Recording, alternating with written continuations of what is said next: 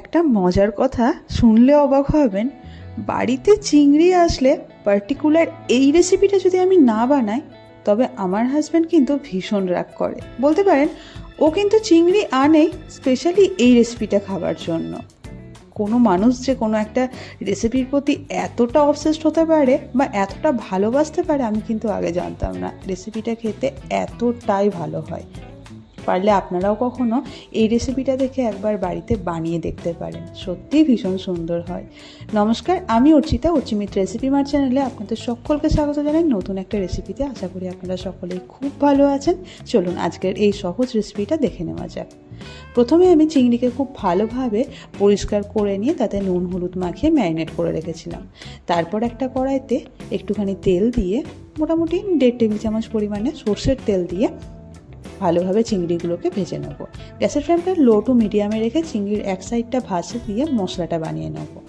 মশলা হিসেবে এখানে তেমন কিছুই লাগছে না। একটা ব্লেন্ডার জারের মধ্যে প্রায় 5 থেকে 6 টেবিল চামচ পরিমাণে পোস্ত নিয়ে অল্প একটু জল দিয়ে এবং একটা কাঁচা লঙ্কা দিয়ে এটার একটা মিহি পেস্ট বানিয়ে নিতে হবে। ঝালটা কিন্তু যে যেরকম খাবেন সেরকম অনুযায়ী লঙ্কাটা অ্যাড করবেন। চিংড়িটা প্রায় ভাজা হয়ে গিয়েছে, খুব বেশি ভাজবো না, তাহলে চিংড়ির গায়ে আউটার লেয়ারটা কিন্তু ভীষণ শক্ত হয়ে যাবে, টেস্ট আসবে না। তাই মোটামুটি 1 থেকে 1.5 মিনিটের জন্য চিংড়িটা ভেজে নিয়ে কড়াই থেকে তুলে নিতে হবে চিংড়িগুলোকে। এরপরে কড়াইতে 2 থেকে 2.5 টেবিল চামচ পরিমাণে সর্ষের তেল দিয়ে সেখানে বেশ খানিকটা পরিমাণে পেঁয়াজকে লম্বা লম্বা করে কুচি করে কেটে সেগুলোকে ভেজে নিতে হবে। আমি এখানে 3টে বড় সাইজের পেঁয়াজ নিয়েছি, আর নিয়েছি একটা মিডিয়াম সাইজের টমেটোকে ছোট ছোট করে কেটে নিয়েছি। পেঁয়াজ আর টমেটোটাকে মোটামুটি 2 থেকে 2.5 মিনিটের জন্য ভেজে নেওয়ার পরে একে একে নুন, হলুদ এবং তার সঙ্গে 1/2 চা চামচ পরিমাণে কাশ্মীরি লাল লঙ্কার গুঁড়ো অ্যাড করব। হলুদটা দিয়ে দেবো এখানে 1 চা চামচ পরিমাণে। নুন, হলুদ আর কাশ্মীরি লাল লঙ্কার গুঁড়ো দেওয়ার পরে আরও 1 থেকে 1.5 মিনিটের জন্য ভেজে নিতে হবে। যখন দেখবেন নুন দেওয়ার পরে টমেটো এবং পেঁয়াজটা বেশ নরম নরম হয়ে গিয়েছে, তখন আগে থেকে ভেজে রাখা চিংড়িগুলো দিয়ে দিতে হবে কড়াইতে, এবং এবার চিংড়িগুলোকেও কিন্তু পেঁয়াজ আর টমেটোর সঙ্গে 1 থেকে 1.5 মিনিটের জন্য ভেজে নিতে হবে, যাতে চিংড়ির ফ্লেভারটা পেঁয়াজের সঙ্গে অ্যাড হয়। তারপরে দিয়ে দেবো ওই আগে থেকে বেটে রাখা পোস্তটা। এখানে নর্মালি চিংড়ি, পেঁয়াজ, টমেটো এবং পোস্ত এই 4টে জিনিস দিয়েই রান্নাটা হবে, তাই পোস্তর পরিমাণটা কম দিলে কিন্তু চলবে না। পোস্তটাকে খুব ভালোভাবে মিশিয়ে নেওয়া হয়ে গেলে এখানে অ্যাড করব একটা সিক্রেট ইনগ্রিডিয়েন্টস, যেটা পুরোটাই অপশনাল, তবে আমি মনে করি এটা অ্যাড করলে পুরো রেসিপিটা যেন আরও দারুণ লাগে। আসলে চিংড়ির পা এবং তার পেছনের অংশটা সেগুলো অনেকেই ফেলে দেন, আমি কিন্তু এটা না ফেলে দিয়ে নুন আর হলুদ মাখিয়ে একটু ভালোভাবে ভেজে নিয়ে ওই একই ব্লেন্ডারে 2টো কাজু দিয়ে বেটে নিয়েছি, আর ওটাই এখানে আমি অ্যাড করলাম। তবে চাইলে আপনারা অ্যাড করতে পারেন, না হলে একটা বাদ দিতে পারেন। এটা দিলে ভীষণ সুন্দর টেস্ট হয়। এবার সমস্তটাকে খুব ভালোভাবে মিশিয়ে নিয়ে প্রায় 3 থেকে 4 মিনিটের জন্য খুব সুন্দরভাবে রান্না করে নিতে হবে।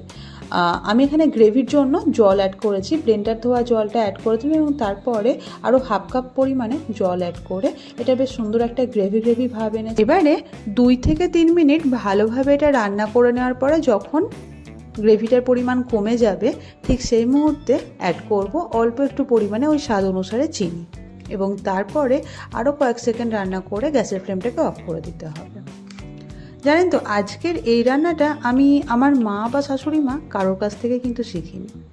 সালটা হবে 2017, তখন আমি সবেমাত্র কলকাতায় চাকরি করতে এসেছি। এবার কলকাতায় যে রুমে থাকতাম সেই রুমে যে কাকিমা আসতেন রান্না করে দেওয়ার জন্য, সেই কাকিমার হাতে আমি প্রথম এই রান্নাটা খেয়েছিলাম।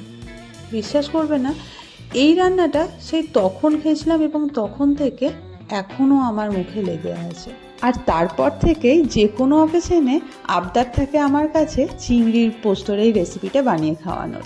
তো আশা করছি আজকের এই রেসিপিটা আপনাদের ভালো লাগলো। গরম ভাতের সঙ্গে সার্ভ করুন গরম গরম চিংড়ি পোস্ত, খেতে দুর্দান্ত হয়। যদি বাড়িতে বানান খেতে কেমন হয়েছিল অবশ্যই নিচে কমেন্ট বক্সে লিখে জানাতে ভুলবেন না, এবং কোথা থেকে দেখছেন এই রেসিপিটা সেটাও কিন্তু লিখে জানাবেন। ভালো লাগলে লাইক শেয়ার করতে ভুলবেন না। আর আরেকটা ছোট্ট রিকোয়েস্ট, চ্যানেলে যদি প্রথম এসে থাকেন প্লিজ চ্যানেলটা সাবস্ক্রাইব করে পাশে থাকবেন। ভালো থাকবেন, সুস্থ থাকবেন। দেখা হচ্ছে নতুন আরও একটা রেসিপির সাথে অন্য একটা video. Till then, bye by.